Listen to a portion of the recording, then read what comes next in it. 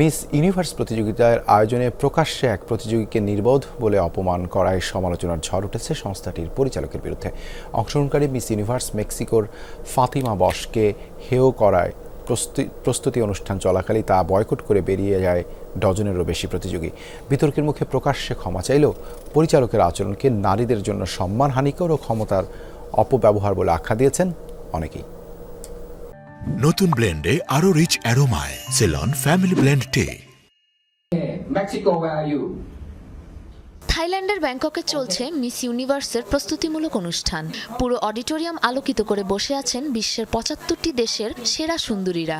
মঞ্চে তাদের উদ্দেশ্যে কথা বলছেন মিস ইউনিভার্স থাইল্যান্ডের পরিচালক নাওয়াত ইতসারাগ্রিসিল। No, you have a voice, but you have to respect. এ সময় বক্তৃতার এক পর্যায়ে মেক্সিকোর মিস ইউনিভার্স খেতাবধারী ফাতেমা বশের খোঁজ করেন পরিচালক।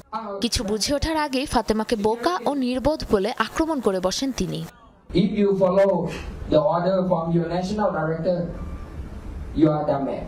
তীব্র অপমানিত বোধ করে সাথে সাথেই তার কথার প্রতিবাদ জানান বশ।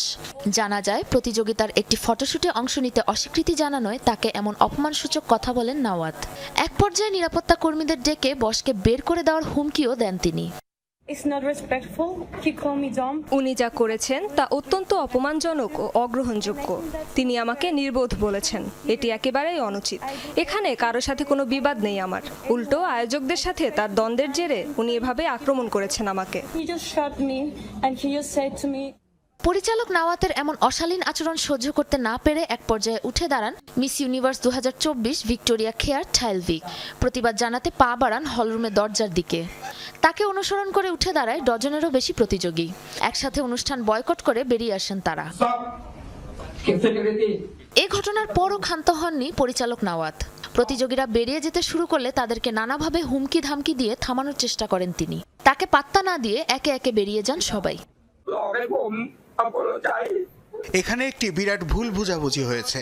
কেউ যদি আমার কথায় কষ্ট পেয়ে থাকেন, বিব্রত বোধ করে থাকেন, তাহলে তাদের কাছে আমি ক্ষমা চাচ্ছি, বিশেষ করে অনুষ্ঠানে উপস্থিত নারীদের কাছে। এই ঘটনায় প্রশ্ন উঠেছে বিশ্বের মঞ্চে নারীর মর্যাদা, সম্মান ও ক্ষমতার অপব্যবহার নিয়ে। তীব্র সমালোচনার মুখে প্রকাশ্যে ক্ষমা চেয়েছেন নাওয়াত ইতসারাগ্রিসিল। মিস ইউনিভার্সের আসন্ন পর্বগুলোর দায়িত্ব থেকে তাকে অব্যাহতি দেওয়ার কথা জানিয়েছেন কর্তৃপক্ষ। But I would like to give this. Sabrina Nusrat, Jamuna news.